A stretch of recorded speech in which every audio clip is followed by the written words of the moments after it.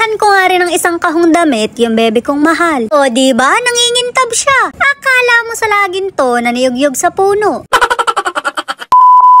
Isang kahon nga to na puro bagong damit. Halo-halo na yan mare, kaya pwede ring pang negosyo. Pero hindi ko ibebenta to dahil ipapasuot ko sa bebe ko. Ewan ko na lang talaga kung hindi pa siya masiyahan. Maglalaro lang siya ng Roblox, naka-cocktail dress pa siya. Shoota mare, ramdam na ramdam ko yung saya sa mukha niya. Ering at nabuhayan siya nung nakakita ng dress na pula. Napagkaraming perlas na nakalagay sa manggas. Bagay na bagay sa kanya, akala mo kabibilang. May mga jacket nga rin na sakto ngayong taglamig. Sinlamig ng turing niya sa'yo dahil meron na siyang bago. Pinagsayaw ko pa nga siya at sinunod naman ako. Uto-uto talaga mare, manang-mana sa ina. Isang tawag lang ng ama niya, kumukutkot na yung ina niya.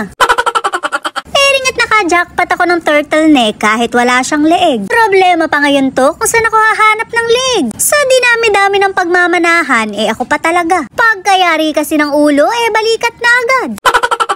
Saktong-sakto nga yung dress na to sa nagte-trending ngayon. Hindi man ako nakapag-asoka challenge, ibabawi naman ako ng bebe ko. Well, wala rin namang naghihintay sa akin, kaya hindi ko na ginawa. Tsaka ang balita ko kasi mare, daang libo ang magagastos para magawa yun. Hindi ko afford ang asoka challenge, kaya aso-aso na lang. Sabihin nyo lang kung bet nyo, tatahulan ko kayo.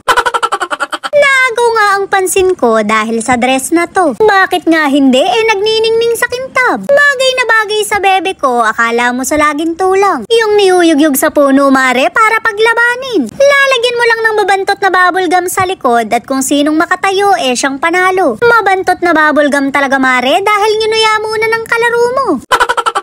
Nakakita nga ako ng leather dress pero mukhang bitin sa bebe ko. Isusukat ko pa rin dahil gustong gusto niya. Ewan ko na lang talaga kung hindi ka ang hiting dyan. Abay kahit bata ka pa hindi ka sasantuhin niyan. Shoota mare, kaya naman pala gustong isuot ibig maging balerina. Pero natuwa naman ako kaysa maging lasinggera. Di baling ako na lang ang tumago sa pader, wag na siyang sumama. Pangarap ko rin namang maging balerina noon na iba lang yung landas ko. Dati takot na takot ako sa mga lasing pero kaibigan ko na sila ngayon. Ang kinatatakutan ko na lang talaga ngayon yung ambagan. May dress nga dito na sakto sa bebe ko. Lapis na lang ang kulang, pwede nang sulatan. Shoota mare, mukha siyang long pad. Pero maganda naman, kaya itinabi ko na. Kagandahan naman ito mare, hindi na siya manghihingi ng papel sa kaklase kapag naubusan. Mag-spelling man sila, meron na siyang susulatan. Sa dami nga ng dress niya, hindi na mauubusan. Hanggang sa magdibo siya, kaya nang suportahan. Ering at in-game na naman siya sa ganda-gandahan. Ako na unang nagsayaw dahil baka sa dibo niya, hindi ko naabutan. Kakainom ko mare, baka tumagos na ako sa pintuan. Nabuksan na nga naming lahat kaya nagkalat na ang plastic. Mare, wag kang tumingin sa akin, hindi ako kasali. Yung mga nasa sahig lang kaya pinalinis ko na sa bebe ko. Abay dapat lang dahil sa kanya namang mga damit to. Kahit 12 lang ang bewang ko hindi kakasya sa akin to. Napakasipag naman ang bebe ko, manang-mana talaga sa akin. Basta tapatan nyo lang ng camera para sipagin. Paglaki nito magiging content creator na rin.